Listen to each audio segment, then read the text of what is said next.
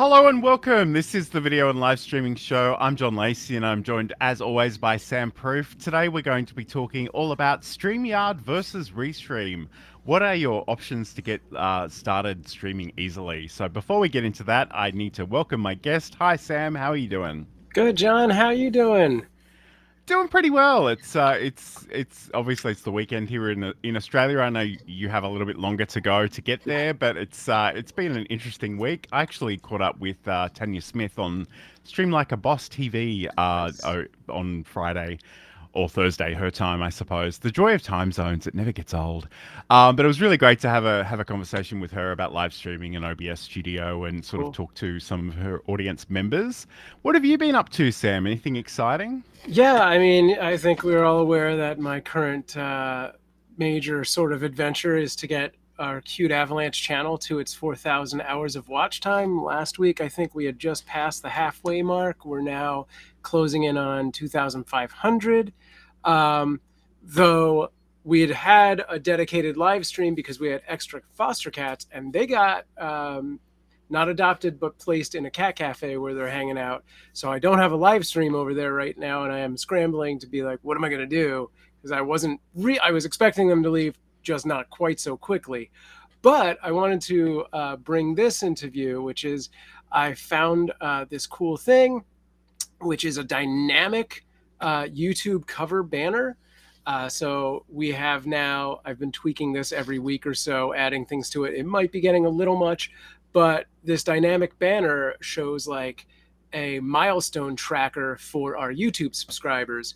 So we are closing in on 1.5 or 1,500, and you can follow that just by going over there. So we'll see if that acts as like sort of a little nudge of a call to action without being like, go do this thing, you know. So that's what I'm playing around with this week, and we'll see how it goes. This is and it's not sponsored. This comes from Mercury, which is a product of Stream Elements.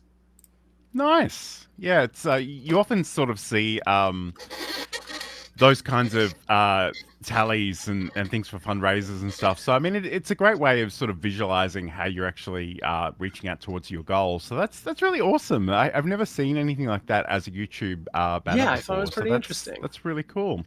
Yeah, they I also do one that's like a dynamic uh, uh, YouTube video cover. You can do one video, not all of your videos. And specifically, the example was like for a fundraiser. So if you are doing like maybe a live stream that's a fundraiser, you can do something very similar for your YouTube videos with that kind of milestone readout. Nice. So just a reminder, we're going out live to all the various places. So if you are watching live, we'd love to hear from you in the chat. Today we're talking all about Restream and StreamYard. So these are two video live streaming services, and I guess to get started, let's have a chat about what these might be good for. And as much as I love OBS Studio, and I tell everybody I love OBS Studio, it's not. There is a little bit of a learning curve there.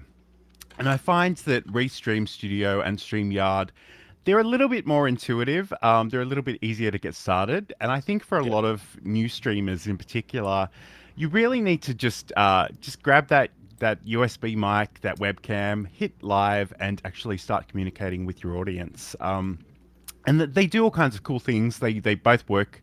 Restream Studio, which is the browser-based experience of Restream. Restream does some other things that we'll talk about in a little bit, but the Restream Studio gives you the ability to invite guests in. You can share your screen. You can monitor the chats and actually bring comments onto the screen.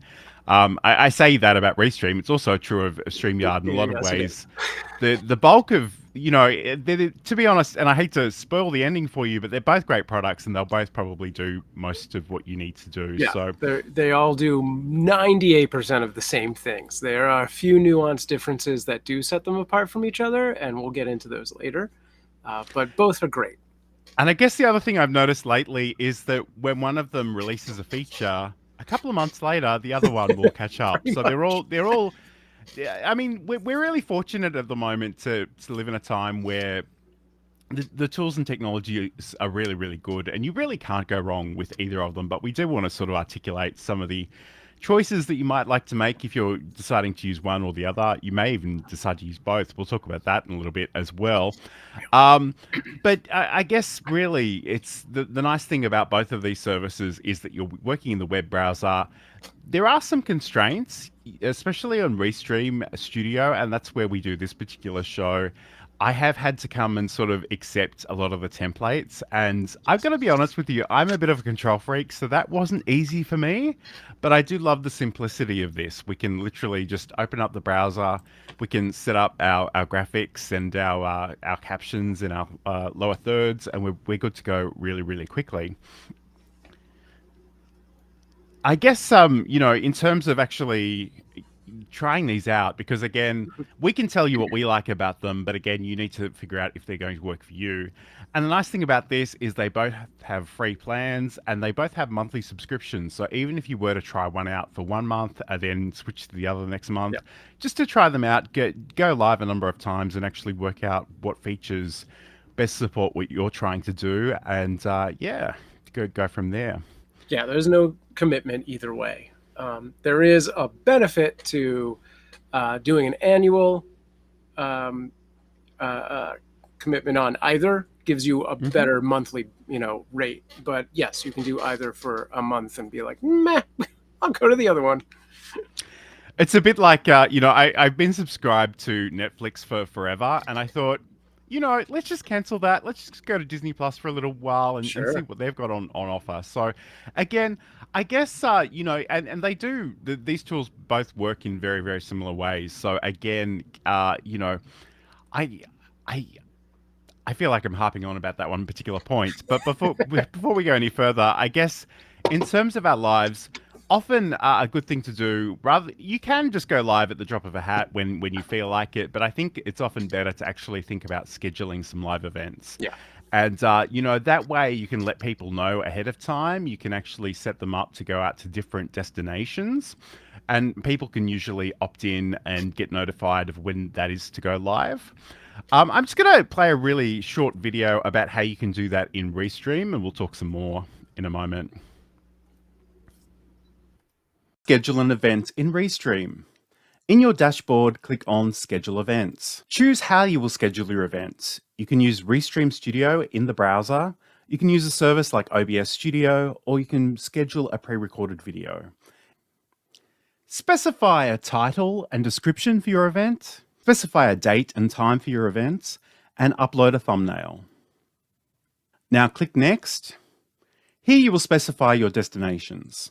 You can toggle as many of these on as your plan allows. So once you're happy with your events, you simply click Create Events. And I imagine, though, please correct me if I'm wrong, Sam, I'm sure it would be a very similar process in StreamYard itself. Yeah, I think the only real difference is you create the title first, and then you make the, it just kind of flips the way it's being done. But yes, it's very similar. Okay, cool. And I guess the other thing I would note about working in Restream is when you do set up those events, you can actually go in and customize how they appear at each of those destinations. Yeah. So if I go into my LinkedIn Live settings, there's an option to turn on automatically generated English captions. So I like to go in and do that. I also like to go in and select the one that's on Twitter and actually put in our Twitter usernames in that text. So you can do that within the software, but there are also additional options if you go out to each of those destinations after the event has been created and sort of go in and edit those. Again, on LinkedIn, you can actually tag speakers. You can add a description. There are all kinds of things. In YouTube, we have the chat replay, whether you want that to be included after the event or not, which is a good one to select if you have a lot of discussion in the chat. That can be quite useful. So, Sam, do you have any general thoughts, even outside of these particular pieces of software, about, scheduling events, like why you might want to do that, why, or how you might want to do that, perhaps? Sure. I mean, I obviously would opt to schedule something over not scheduling it. If you know you're going to do it, you might as well put it out there. I would say, 48 hours prior, like before the thing is going to happen, is probably a good starting point, if not a little further. Maybe a week. I probably wouldn't go farther out than that. But I love scheduling things because it gives you something to talk about. You can tweet about it. You can make a short video about it. You can talk about it in whatever the previous stream is. Though we have noticed some interesting caveats to that, since John and I do this restream and he invites me to share my own links on the broadcast. For some reason, that pairing link only shows up 6 days out. So I can't be in this stream and be like, next week's stream is right here. Here's your link. I can't do it. I have to be like, check my Twitter out tomorrow and it's going to be there. But beyond that, it's great to have something to point to and be like, this is coming up in the future. And you can be like, 5-day warning, 2-day warning, tomorrow, 2 hours, 1 hour. Like, gives you stuff to talk about. Maybe not quite so blandly. Be excited about it. But yeah, anything you can point to as something that's coming up is worth talking about. And I mean, that's a great point you make about the Restream pairing link. So again, I create these events for this particular show, and then I give Sam a link, and he can actually log into his Restream account and actually send that out to some destinations as well. So, and I guess like I kind of need habits and routines to be successful in the things that I do, and until quite recently, I would schedule these things out a solid week in advance, and now I kind of do it 6 days in advance, just so it gives us a little bit of time to think about whether we definitely want to commit to next week's topic, rather than do it straight before this show. But I guess for me, like one of the most unexpectedly popular things that I do is I actually create a LinkedIn newsletter. And each week I talk about what I'm doing either on this show or my other show. And it's, I go into a fair bit of detail in that format because I figure, I mean, I like to go deep on any topic anywhere. It's just, I think that's part of being an introvert is like, I don't want to do any of the small talk. I want to get into the juicy details. But again, I just feel like it's something about planting a seed ahead of time and then saying, hey, we've discussed all these things. If you want to see it in action, join us live on Friday/Saturday, depending on your time zones. Time zones is such a thing. People ask me where my show is, and I'm like, just click the link. It'll tell you when it is in your time zone. Right. So that is certainly another thing that you need to negotiate, especially if you're bringing on a guest or you've got a co-host or daylight savings is a thing too. It's a good idea to let the computers sort of work out all the variations in those time zones and daylight savings and stuff. So that's really important to keep in mind. But again, I think the other thing too about events, if you're doing something consistently and at the same time, or maybe roughly at the same time, I think it does create an expectation in the audience, and you do also you become part of the rhythm of their week as well. They'll potentially look forward to what you're doing, and go and watch it or listen to it or whatever the case may be. So this is the video and live streaming show. I'm John Lacey and I'm joined by Sam Proof today. We're talking all about StreamYard versus Restream. So these are both great places to start for live streamers. I feel like I've been talking for a really, really long time, so that's okay. We'll keep going. So Restream Studio is, and I guess it's really we're going to focus predominantly on Restream Studio, which is their in-browser experience. But it is worth noting that there are some other things that Restream will do outside of that, and we'll get to those in a moment. But let's have a look at this graphic here. This is actually a screenshot after last week's show. And I just want to give you a sense of, some of the options that you have in terms of the Restream Studio experience. On the left-hand side, we've actually got our inputs. So this is where Sam and I are. This is also where you'll actually get things pop up if you're sharing your screen, for example, or if you have a second camera. In the main section here in the middle, we've got the things that are going out live to your audience. And again, there are a number of different presets. So if you want to feature one person as the main thing and maybe the other person to the side, or maybe you're sharing your screen and you want that to be on the left-hand side, you can do that as well. There are actually options for horizontal and vertical streaming. You can't do those at the same time, but if you are just going out to Instagram or TikTok, you could certainly commit to the portrait version, the vertical version. We've got the ability to turn on your microphone and turn sort of toggle on and off the microphone and the camera. We've got the ability to add some different input sources as well. You can invite other people to join you. And you've got your settings there as well. We've also got over here on the right-hand side, we've got the chat, which you can actually show the entire overlay on the screen, or you can feature a particular chat message as we've done on here. So you'll see Insomnia Doodle says, thanks for the show from last week. We've got the captions, so we can come in and actually bring in some lower thirds. And there's also a ticker that you can incorporate as well. We've got graphics. So this is actually a place where you can go and you can change some default colors in terms of the brand settings. You can bring on logos. You can show overlay images like the one I'm showing you right now. You can play video clips and you can adjust your backgrounds as well. And the last section in here is a little bit more complicated, and it is a little bit newer as well. But I'll show you how this works actually in real time. We have this QR code section. So this is sort of Restream Studios' attempt to go over the live shopping market. So often, if you know, and it's the worst thing you can possibly do on a live stream is put a giant Amazon link on your screen that goes for 15 lines. Like, no one's going to be typing that out. What you really want to do instead is have a short link or a QR code. And in the QR code section, we've got things so I can go, I can click on this one and it'll bring up a QR code that goes to johnlacey.com. That's one option. We also have the QR code and image. So again, if I click on this one, you'll see down the bottom, learn live streaming, subscribe on YouTube. There are actually compact and classic versions of that as well. So this is the compact, and you'll see there's a little animation there, which is fun as well. I can click on the classic as well, and it will actually put it on the right-hand side there.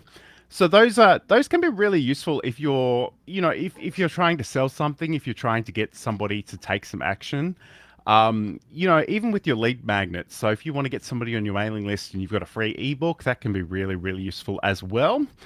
I guess, Sam, is there anything that you'd like to call out about the Restream Studio experience specifically at this point? Yeah, I mean, I think those two features you mentioned, which are the QR code and being able to stream in vertical, are things that StreamYard does not do currently, but who knows, maybe it's coming soon. I don't know. And I'm going to say that we are going to talk primarily just about this experience that is the browser-based thing, but it does have a few other ancillary tools like some chatbot stuff and chat relay and other things like that StreamYard doesn't do that are pretty cool. That's actually literally the next thing on the list. So let's talk about it now. So the chat relay is really cool. So the thing about both StreamYard and Restream is that you're potentially going out to different destinations. So you might be going live on YouTube and Facebook and LinkedIn and Twitter and Twitch. There are actually, I think, 30 odd different destinations that you can use in Restream Studio, for example. But the thing, and in some ways that's amazing, but the thing about that is not everybody's going to be communicating with each other. So the Facebook people may not see that, they're not going to see the YouTube comments and vice versa. The nice thing about the chat relay is that where it's supported, it will actually say, like if you're watching on YouTube and somebody says, great show on Facebook, it'll actually relay that into the YouTube chat. It doesn't work on all the platforms. LinkedIn Lives don't support the chat relay, so it is kind of a one-way conversation on that end. But it is really cool. It sort of helps sort of bridge that gap a little bit between all those different destinations. Yeah, I think it's really useful. It's pretty much the biggest platforms that get supported for something like that. It's the ones that have like an open API that are out there. So some of the others may eventually get it, but yeah, it's something that I've noticed with Restream is a pretty slow adoption because I think there's probably a lot of nuance to that because everyone's API is different. You can't just be like, well, now we're just going to add Trovo in and we just have to click this box that goes Twitch and change that word to Trovo. It's not that easy. And I kind of suspect that some platforms don't like the idea of Sure. using anything other than them as well. So that might be a thing. And I guess like it is possible for me to send out chat messages from Restream to some platforms, but again, that's something that LinkedIn just are like, no, I'm not having a bar of that. Yeah. So I mean that's certainly one thing. One of my other favorite features about Restream outside of the studio experience is actually just the ability to use a third-party tool like OBS Studio. Yeah. So I can set up my event in Restream, and this is something I do for my other show, Coffee and Content. I do it predominantly out of OBS Studio, but I'll get an API key. I'll just throw it in there. I'll hit the live button when it's time to go live. And the great thing about that is it takes the signal from my computer via my internet connection and sends them out to those 5 different locations. Yeah.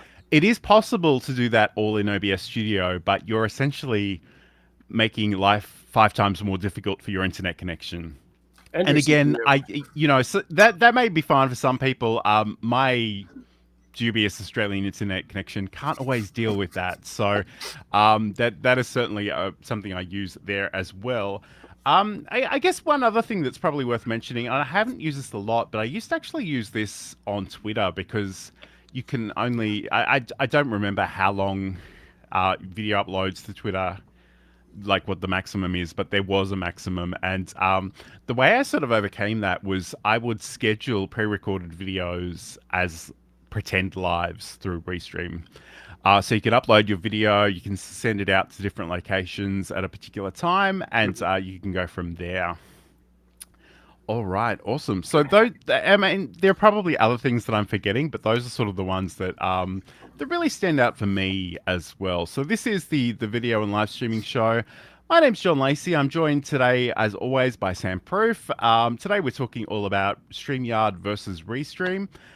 In case it isn't completely obvious, I am pretty invested in Restream. I have paid for that yearly subscription, and I use it for just about everything. But in the interest of balance, Sam's going to talk to us about StreamYard because I know it is a great product. I hear a lot of love for this product on LinkedIn and elsewhere. And talk to me about StreamYard, Sam. Sure. I mean, again, StreamYard is a browser-based experience. It does not have the ability to let you use OBS, but here you go. This is the standard browser dashboard. It's very similar to what you just saw with Restream, where you have the sort of scenes under the video player. Let me I can't go above it. All right, anyway, you have the scenes, pre-created scenes under the video player. On the right-hand sidebar, you have a place for the comments where you can put those on your screen. Let's get rid of this for a minute. And all of those sort of things. There is a section for branding, which has both brand colors and a logo and video clips and a background. And it even comes with background music that you can go through or upload your own. One of the as far as creating the broadcast, we already talked about that. It's a very similar experience, but you just start with creating it and then you schedule it after you've created it. One of the more unique things that Restream doesn't have is this handy tool which lets you custom create a scene. It's not quite as finessable, is that a word, as OBS, where you can like literally pixel by pixel go in and be like, this is a text source, this is 2 different, I'm going to put a camera here and a camera here, and they're going to be in complete juxtapositions. This gives you a few different things to play around with, and you can free move those chunks. So at the bottom, you see sort of a camera carousel, which will dynamically change depending on how many guests you've invited. And then I've added this big screen sharing media area, but I could put an individual camera on there as well. So that's pretty cool, and you can make a good amount of those. One of the things, and I'm not sure if Restream does do this, I think it does. It has hotkeys for each scene, and in StreamYard you can actually assign those hotkeys. I think in Restream they're just predetermined. or are you actually able to custom I'm change them? That's a great question. I'm literally going to check while we're talking. So if I go into the settings, I actually they don't have a lot of them, but they are customizable. So you can it does look like I can Okay. actually go in there and change Okay. that. So if I wanted to, Very cool. so actually I say that maybe I'm wrong. No, no. Okay, so it looks like you can select those, but you can't change them. No, that's a good point, Sam. Got Yeah, it. I must admit, I when I'm on OBS Studio, I do. Um, I don't know if you can still see me. Restream's Yeah. giving me an error about my Oh, I camera. see you. Okay, cool. When I'm on OBS, I use my Stream Yes. Deck for everything, and I just I unless I'm actually doing a tutorial where I need to type or use my mouse, I will outsource everything to the Stream Deck. I do find I do need to use my mouse a lot more when I'm in the Restream Studio option. I know they do have some keyboard shortcuts, but I kind of need to make sure that I'm in that window and that window has focus, and I've got to remember them all. Yeah. That's the thing I tell everybody about the Stream Deck. It's like keyboard shortcuts really are amazing, but you have to remember them. You have to know what they Yeah. are. And I can look at the buttons, and they will have some labels on them, or they might have special Yeah. images on them. So that helps me out a lot. But certainly in terms of that, the ability to subdivide your screen, and that is a relatively recent feature on Yeah. It was StreamYard, weeks ago. Yeah. one that they're very excited about. That is really cool. Like I said, as a bit of a control freak, I've had to relinquish some of that when we are in this Restream Studio experience, because I have my six default options and literally nothing else. So if and to be honest, I think for new streamers, you don't want to get too distracted with other things. You really want to focus on the message and the conversation. But again, you might want to explore that in StreamYard. That is something that is really really interesting. Yeah, I think once you've gotten the hang of things, you play with their scenes and eventually you'll get to a point of like, "Ah, I really wish I could do X." And boom, now you might be able to do that. Maybe you want to do something even more complicated, and then it's time to look at OBS and go there. But yeah, for what the base software is for both of these, Restream and StreamYard, it's just a great, easy place to start doing a stream before you know what you need to be doing. Because a lot of people open OBS and there's just this big black square staring back at them, and they're like, I don't know. It's like trying to sit down and be like, I'm just going to write a novel. Here's a ream of paper. All right. And it's interesting because even yesterday, someone was like, "How long did it take you to learn OBS?" And I'm like, I wish I had a better answer for you, because Yeah. since about 2020, like, time has no meaning for me anymore. Every Yeah. day is Blur's day. But I guess really, I only use a handful of features in OBS. I know there's so much more it could do, but that's all I really need. Right.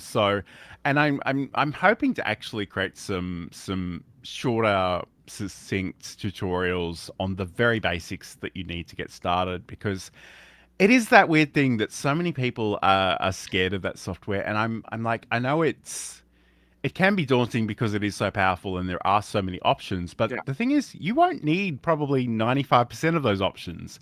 If you can create your scenes, add your camera, maybe add some graphics and some text, know how to switch between the different scenes. You probably need to check your video settings and your streaming settings. But beyond that, like, that's, you can do amazing things with just that. But again, I appreciate that is an investment of time and a bit of a learning curve. So if you want to skip that entirely, Restream and StreamYard are definitely good places to start. Yeah. I would say that most people using OBS are using less than 10% of the features. That's my conservative guess. Mm-hmm. But it is a software that can grow with you. Yes. It's just got the slightest learning curve to it. If somebody asked me how long it took me to learn OBS, I would probably say something like, I think I had like 3 or 4 times where I opened it, looked at it, closed it, and then like maybe there was a 48-hour period of like, let's do this thing and figure it out. But yeah, Hmm. once you sit down with it, it's gonna be pretty easy. And back then there was no educational material. Now you could sit down with a YouTube video, or guys like us, and we'll have you going in 5 minutes. Absolutely. And I guess the other thing is, and I feel like we despite our show topic, we're just going hard on the OBS love, which we always do anyway. But I guess like there is that trade-off between ease of use and flexibility and Yeah, customization. And to be honest, you need to decide where your priorities are really. yeah. You know, I it would say that the the use case for Restream and StreamYard that kind of blows OBS out of the water is this experience of being able to easily invite guests into the software, have them both have decent quality because they're not broadcasting to your computer and you're broadcasting them out, which I we've had problems. I have a very good setup. I have a very a decent internet connection, slightly better than John's, and I've had problems with that. And StreamYard was the answer to that problem. We do a show at the end of every month on a Wednesday. We have 4 people calling in or more, and it's better. you know, so mhm. there's still occasionally connection issues here and there where they just drop the resolution for a few seconds, but it's not like a complete burnout of like, well, now everybody's dead. It's just one person for a little bit, maybe. Sometimes it goes flawlessly. And I think, honestly, like we can, as content creators, as live streamers, we can be really self conscious about that. But Yeah, I listen to a lot of podcasts, and some very popular cashed up programs will have weird audio artifacts, and they will have people disappear and come back. yeah, It's not really a big concern. I think people no, who are in this world sort of understand the technical limitations of some of these things, and they're actually fairly forgiving. yeah, Even in terms of like the audio quality, you do really want to work on the audio quality. You want it to be as good as you can. But I'm always amazed as someone who listens to a lot of podcasts how forgiving I am. And sure, like it's much more important to me that I'm interested in your topic. I'm interested in you as a person or a presenter. And if that's the case, if you can hold my interest, I can listen to all kinds of things. So it's all worth keeping in mind. So this is the video and live streaming show. I'm John Lacey, and I'm Sam Proof. And despite our slight detour into our OBS love, we do love OBS. We are talking today about StreamYard and Restream as these two platforms that you can sort of open up and get started in really, really quickly. Again, again, we love equipment, we love gear, we love tech. But for most people, if you're starting out, I really recommend just get yourself a web camera, get yourself a mic, probably a USB mic to get started. Have some headphones, have a semi decent internet connection, and then actually try out both Restream or StreamYard. As we said earlier, they both have free options to get started. Those free options do include a little bit of branding for either Restream or StreamYard. If you really don't like that, you can actually get started on their plans, and we'll talk about the plans a little bit later on as well. But I think really when you are getting started, you just need to create a proof of concept. You need to be agile enough to sort of work out what it is you want to do and how it's going to work, and really how you can reproduce that format on a weekly basis, if or however frequently you're choosing to do that. I know sometimes they're human beings are really disproportionately fascinated by the new and the novel.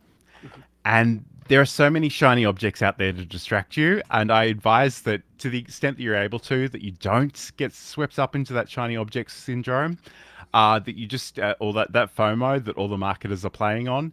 And you just really get started and think about what is the message I'm sharing, what is the value I'm bringing to people, and how can I do that relatively quickly? Because and again, this is a trap that I sometimes fall into. I'll tell myself I'll get started after I buy the expensive equipment or after I've read 15 books on the subject or the video courses. But the truth is, you get better feedback by just doing things and seeing how they work out. Okay, so let's talk a little bit about recordings and video storage in both Restream and StreamYard. So once it is, I don't think I mentioned this, but it is actually possible to record in Restream Studio without going live as well.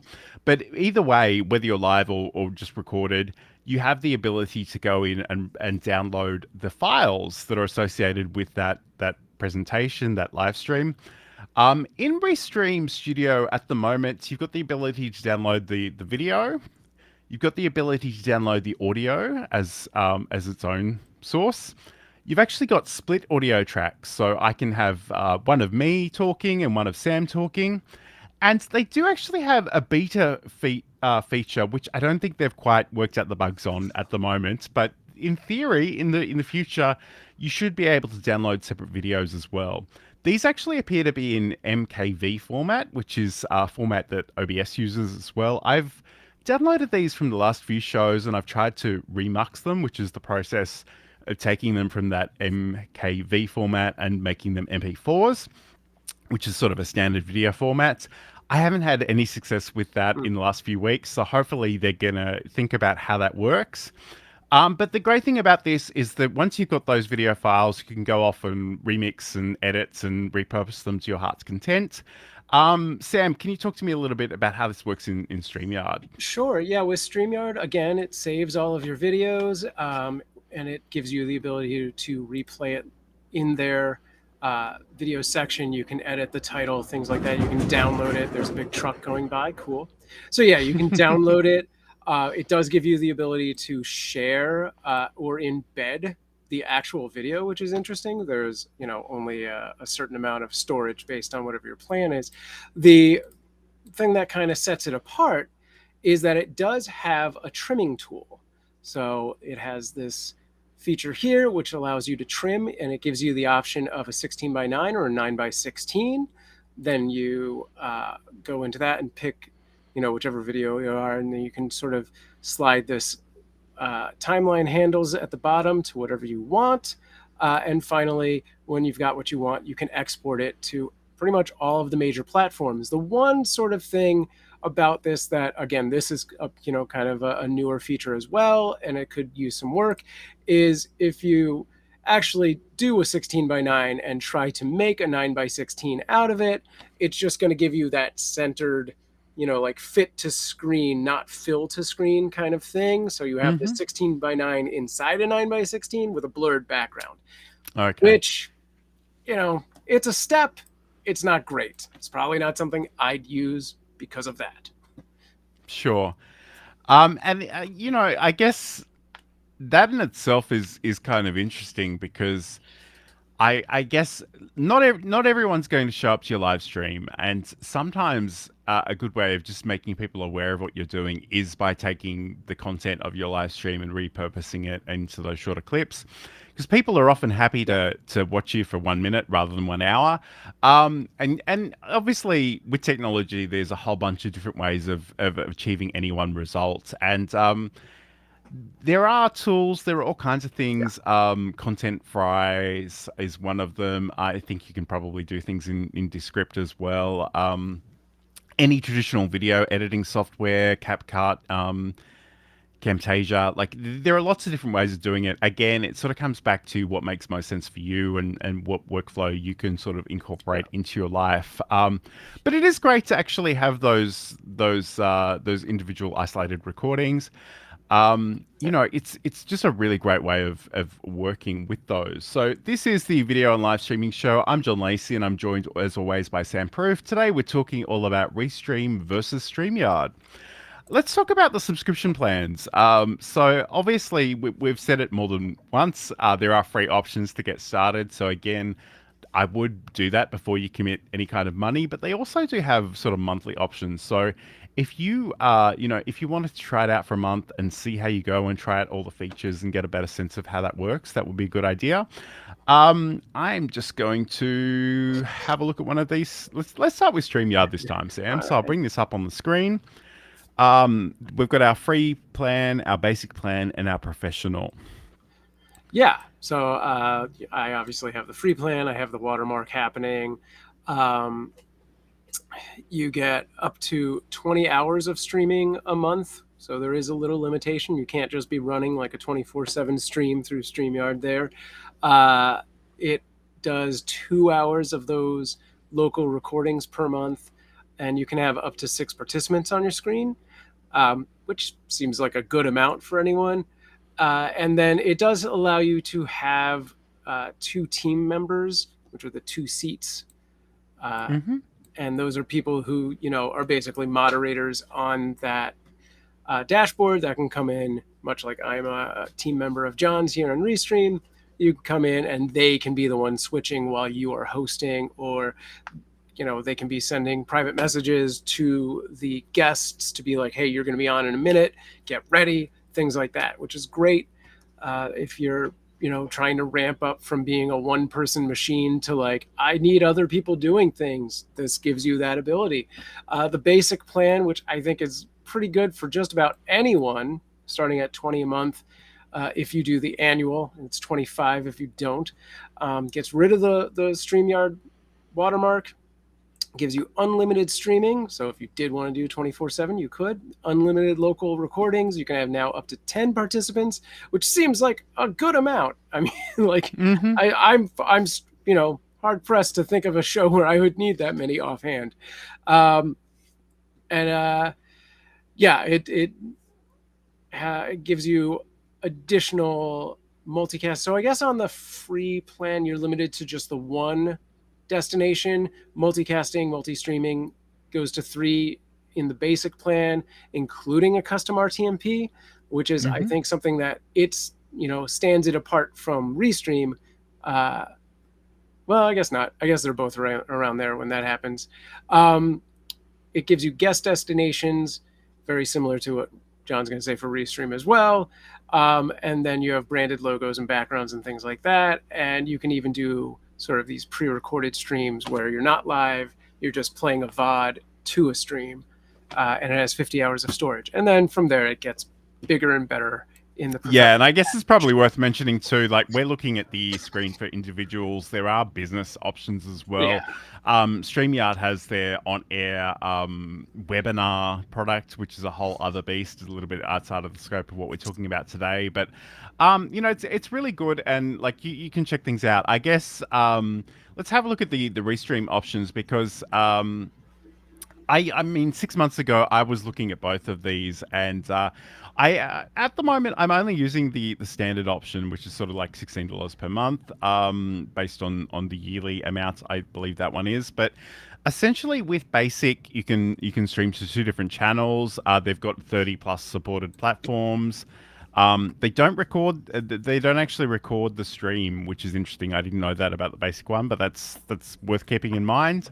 There's a good chance, depending on where you're streaming to, you could still download a version of that stream from YouTube or whatever. So if you are really cash strapped, that could still work for you. You can invite 5 guests. You've got basic graphics, and you can stream in HD 720p. So you can upload videos of 15 minutes, store one video, and there is some storage there as well. The standard plan, which is what I generally use, it has 5 channels, and this was actually the thing that made me choose Restream over StreamYard, because it's a little bit cheaper per month, but it also gave me 5 channels, whereas the equivalent of StreamYard gave me 3. And I kind of just wanted to send the content out a little bit further. So we can create custom channels. This is actually, I don't think I mentioned this before, but you can literally set up different profiles for different, if you've got different shows or different products or different series, you can change sort of the graphics and the color schemes, things like that within Restream Studio itself. We can invite up to nine guests, again 720p, and then you've got the professional, which gives you more of everything and also lets you stream in full HD, the 1080p. So again, there's plenty of great options there. Again, think about what your goals are and what you actually need. Again, keep in mind you can always upgrade later. So if you start with something a little bit more basic, whether it's free or whether it's sort of the entry level plan, you can work up to something a little bit more advanced if you need it. Yeah, it's interesting because the sort of the basic plan for both Yeah, Restream is cheaper there, but then when you go to the next, the professional, then StreamYard is actually the cheaper and has more participants. Like you have 12 guests at that point. What were the amount of destinations on the Restream professional? I think it's 8 for both. I think it's eight. Eight Yeah, eight channels. Yeah, channels. yeah. Yeah, yeah. So yeah, it's in, depending on your needs, it could be a fine line between which one of these fits that gap. And I guess the only thing I would say, we sort of mentioned all the guests that you can invite to your live stream. I probably wouldn't have them all on the screen at one No, it time. seems like a Like it's lot. just so chaotic. And Anything more I've than seen some 6 is things. crazy. I've seen some things with 9 people on the screen at once, and it's like it's just madness. Like by all means, have them waiting in the virtual green room Yeah, until you're ready to talk to them, but don't overwhelm your audience yeah. too badly if you can avoid doing so. So those are some of the things I'd sort of encourage you to think about. I guess like I maybe we should, and I didn't have this on my list, but maybe we should talk about some of the things that maybe we're less crazy about in terms of Restream and StreamYard. I should say that the some of the visual elements on Restream Studio, like we have the ability to actually have the names of the participants Hmm. on screen with the video camera, and I just don't like the font. I don't like the way it looks, so I always have that turned off for this show. And again, like we do have the overlay options and the background options and different things. You can switch those out as you like, but I guess, if you're a control freak like me, you'll need to take a deep breath and sort of just embrace some of the constraints. Again, because they are constraints, they free you up to do other things, so you can focus more on your message and your subject matter, which is always a good thing. But again, if you do want to have more of a custom level control, pixel by pixel, then there's probably another tool that you want to explore on that front. Okay. I So, will say, oh, okay, go on. yes, please, please. No, no, Well, I was keep going to going, say, Sam. so along those lines, yeah, I do think I prefer the sort of built-in dynamic graphics for like lower thirds and stuff on StreamYard. But even those, I would love a little more controllability, a little, like um, being able to like pick outlines or have a wider font range and things like that would be nice. The one thing that I really like about StreamYard compared to Restream is that scene dashboard, scene selector. On Restream, it's just a bunch of, squares that if Hmm. you're like new and you're just looking at it, you're like, I don't know, just a bunch of squares. On Restream, it actually gives you, or on StreamYard, it actually gives you like the sort of user avatar. So you're like, okay, I get it. This is two people talking. This is two people and a and some kind of media. So I think it's a little more intuitive, which is nice. Absolutely.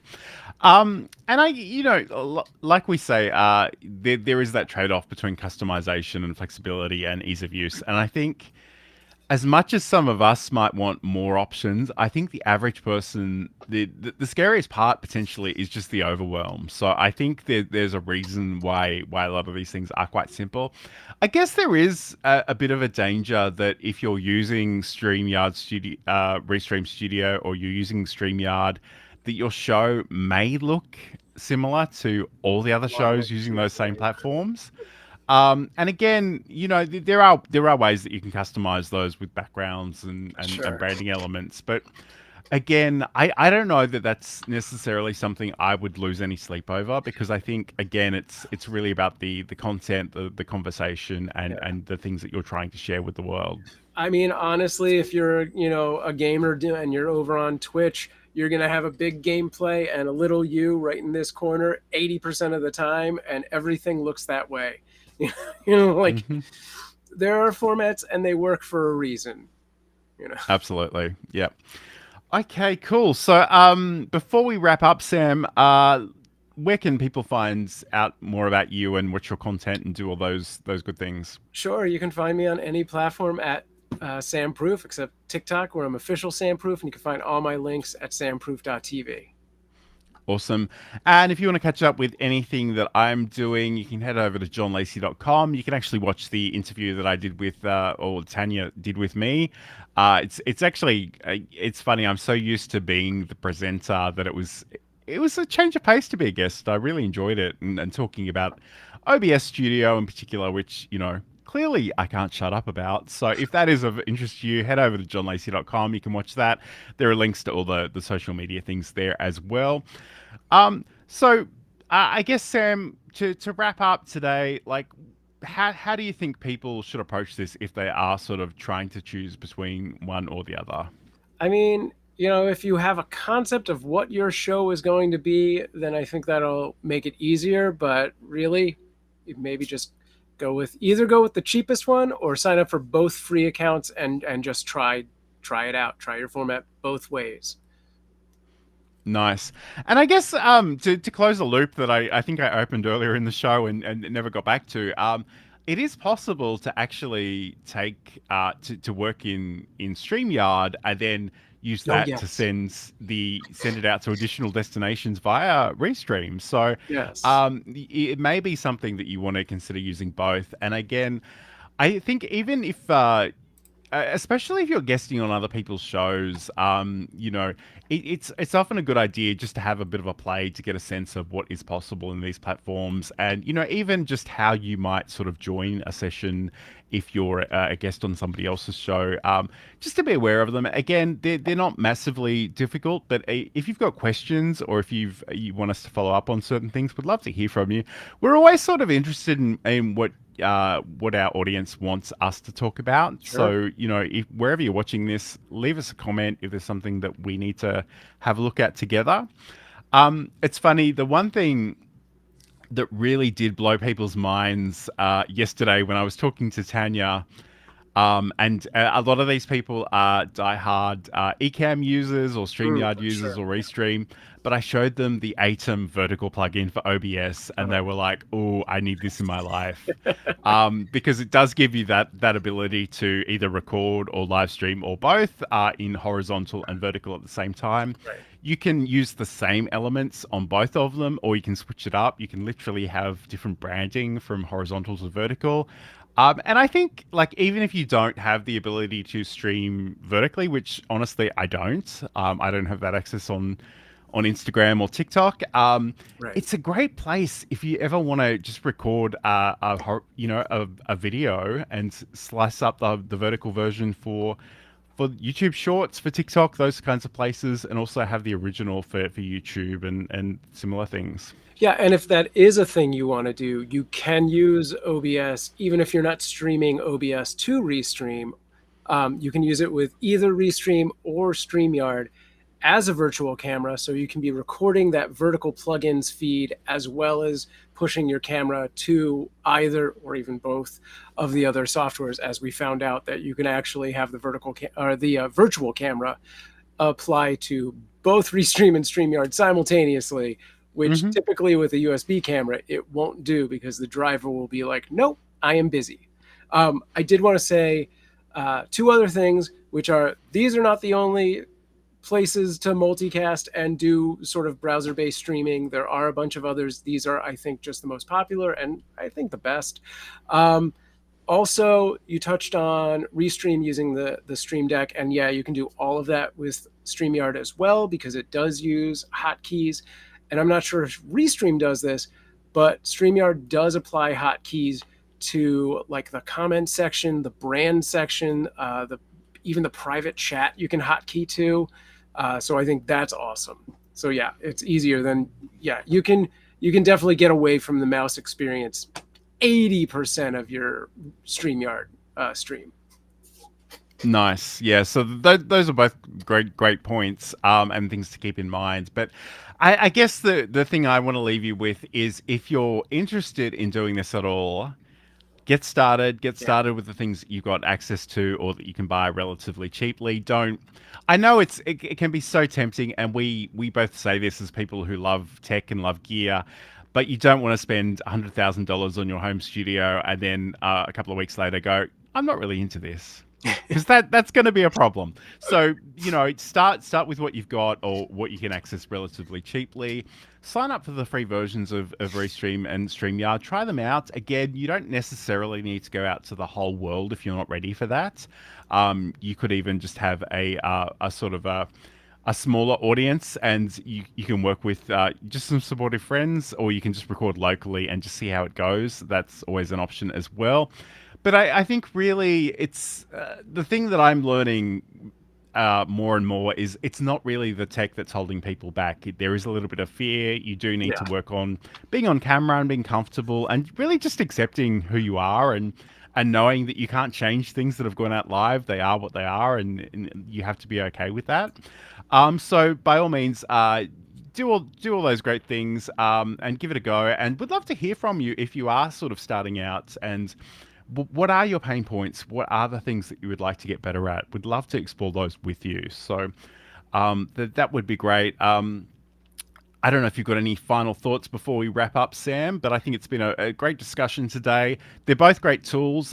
Try them out, get a sense of what they can do for you, and which one's going to work best in terms of your workflow.